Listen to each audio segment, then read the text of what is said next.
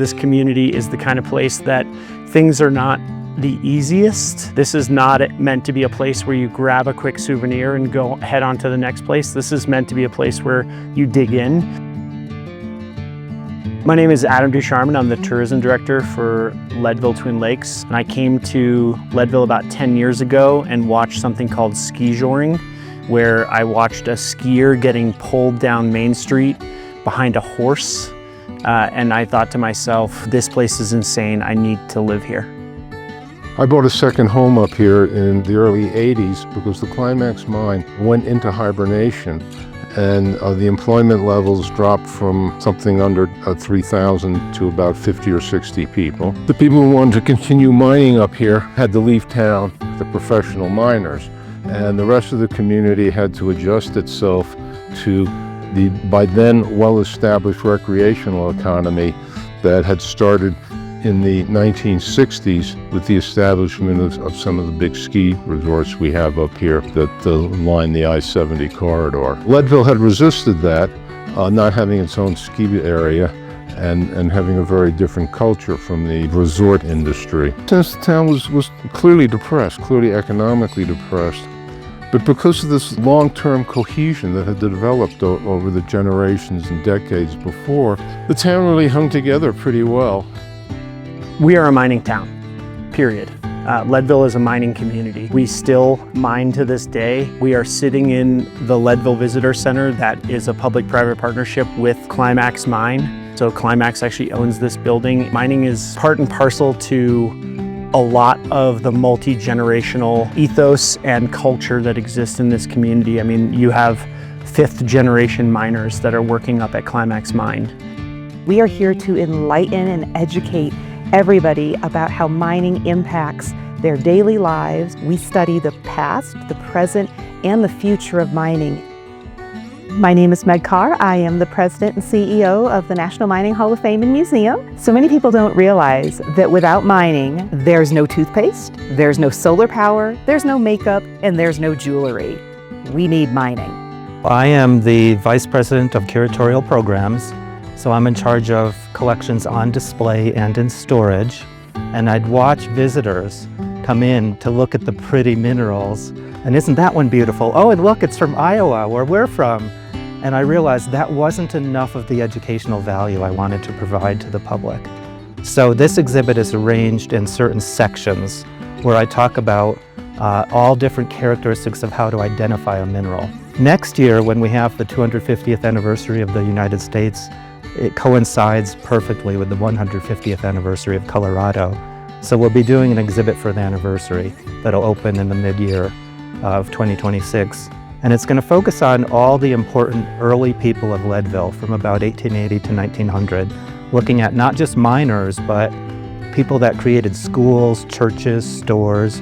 There's been a bookstore on Main Street in Leadville ever since Leadville was present. They went kind of hog wild on silver mining, and it's estimated that somewhere around 260 million ounces of silver was mined from this area, from Leadville. And that was a massive deal for the US economy because at the time our currency was silver backed. So it wasn't until the silver was no longer the standard for backing our currency that this area was excruciatingly valuable. And for all intents and purposes, many people say that this area that you're in right now was the key to the Western expansion. The Tabor Opera House was built in 1879 in just 100 days by a famous silver baron by the name of Horace Tabor. Horace Tabor made $1 million on his very first mine that he sold in this area, in Oro City actually, before it was Leadville. So he wanted to class up the town, so he built the finest opera house that the town had ever seen. And it only took him 100 days to build it without electricity or without the trains. He had all the finest shows that you could have at the time here. They say if it played New York, it played here. Houdini disappeared here. We still can't find him. John Philip Sousa and his Marine Band was here 4 times. And we also had Jack Dempsey Box here. Our big goal is that it will be a year-round multicultural, functional event space. All 30,000 feet will be used for different things, but we really want it to be where people come from miles and miles and different counties to see a show here. The Tabor Opera House is the cornerstone of Leadville. We are going to bring world-class entertainment here. Yeah, my name's Rick Knopf. This is my wife, Beck. We bought this old Victorian inn. 12-bedroom, 12-bathroom house built in 1890. We bought it off the internet from Australia, sight unseen, had no idea what we were getting ourselves into. We feel like caretakers of, a house that's seen so much history, so many different types of people come through these doors over the years. There's been probably poker games at that table. Who knows, maybe a shootout in the backyard. We have a tombstone back there. Who knows what the history of that is? There's just this connection to the history, and this house ties us to that. And we feel like just a small part of that history. I think the magic of this town, and something that's just really hard to put a finger on, but it's like, you've got other mountain communities. They've got mountains. They've got places to ski. They've got bike trails. There's a lot of mountain towns in Colorado that have all those same things. The sense of community here, and I think we're just that right size to where everyone does know everyone, for better or for worse. And, we're not, no one's working for big companies where they can't get time off work. Everyone's got these flexible arrangements. And so you can just, you can organize these camping trips, river trips, ski dates. What we do for fun here is we have a few hours in the afternoon. Hey, let's call our friends Carrie and Cooper, Sterling and Sarah, and let's see if they want to go ski for 2 hours or go on a bike ride. I mean, that's just what you do in a town like this. And I think having the people, I think maybe there was other towns in Colorado at some point in their growth that probably had that magic, but I think a lot of them have lost that. But here, everyone's part of it. You don't have to, you show up to town, the first person you meet is going to ask you to go on a bike ride, ask you if you want to go backcountry skiing that weekend. And that's just like what we do for fun. And so you just get absorbed into the community immediately. Being a small business owner in Leadville, Lake County, is unique to really any other community in the country.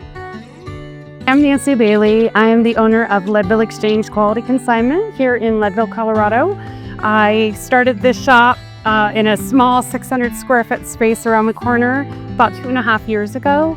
And with the idea of Leadville, the ladies of Leadville really to have a place to consign their higher end clothing items and make a little money.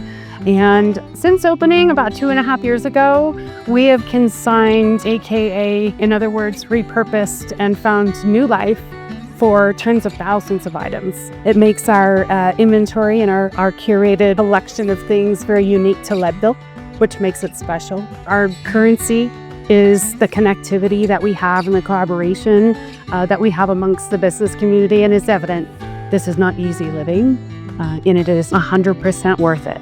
It attracts a certain kind of human being. It's a very gritty community, and that in turn creates a level of grit that you have to live there. Hi, I'm Eric Johns. My family owns, runs, and operates the Silver Dollar Saloon in the highest incorporated city in the country, here in Leadville, Colorado. I've been around since 1879. We're the oldest continuously operated saloon in Colorado. This original bar back came from, made by Brunswick, came from St. Louis, came horse and carriage through Mosquito Pass. The mirrors are diamond dust. They're 3/4 inch thick.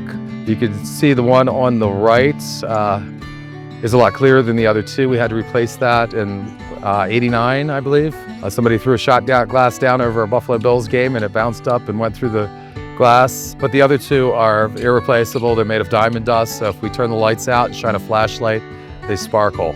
If you are coming through Leadville, chances are you're gonna end up at the Silver Dollar. It's just, that's how it happens. My name is Jake Harrison. I'm one of the conductors here at the Leadville, Colorado and Southern Railroad. Quite a bit of history here as well, which is quite close to us as it mostly happened about 100 years ago. But we also do have a mine which you can take a tour through here in the summertime, which is the Matchless Mine. We have a fully functional train as far as having a concession car. We also have a grill. Definitely an old school train. Definitely get ready for the creaks and cracks for sure, but good time as we have every single year. And we look forward to seeing you out here on the railroad. Grit really isn't a choice, it's a way of life. And that really does make the rewards sweeter.